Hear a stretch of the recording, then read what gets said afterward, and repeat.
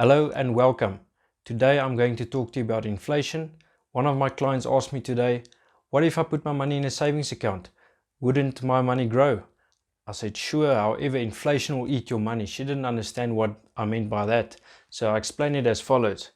If you invest 100,000 and you get growth of 3% and inflation is 0% in an ideal world, then you do get growth of 3% and that's your outperformance.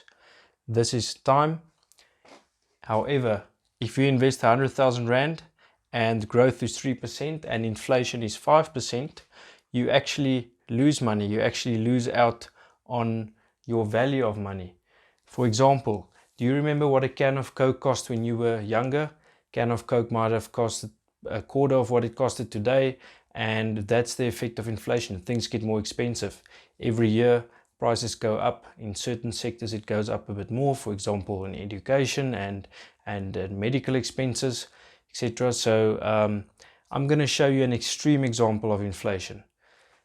So in 2008 in Zimbabwe, there was a big economic crisis. In 2009, the Zimbabwean central bank actually abandoned their own currency. In Zimbabwe, the inflation rate went to 230 million%. That's outrageous. Basically, what that means is every day prices go up. If you go to the supermarket today and eggs have been priced at a certain amount, tomorrow when you come in, the prices have changed. Sometimes the tellers will actually stop you and tell you that you can't pay for that item because the price on that was yesterday's price. That's how extreme inflation, or what we call hyperinflation, happens.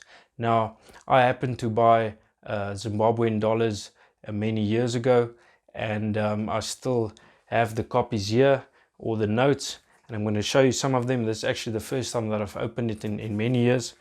Now, there's your $10 trillion note, your $20 trillion note, $50 trillion note, and the famous $100 trillion note.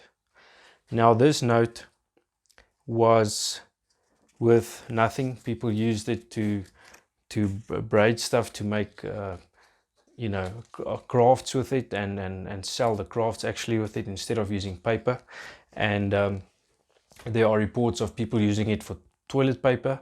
Now, in 2015, the Central Bank of Zimbabwe actually told the citizens that they can exchange the $100 trillion note for currency, and they got 40 US cents.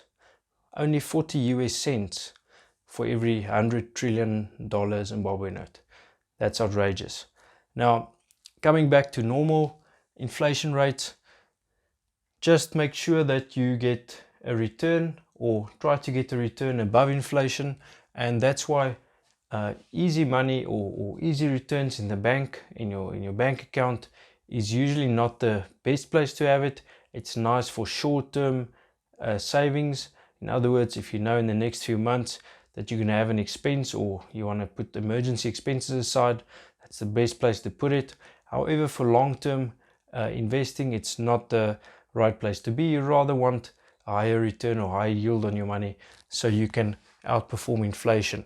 In this example, you would want a graph that runs above that 5% level inflation over time. Thank you for listening to my video. If you like the video, please press the like button. If you haven't subscribed yet, please click on subscribe, and I'm happy to share some more content with you in the coming few weeks.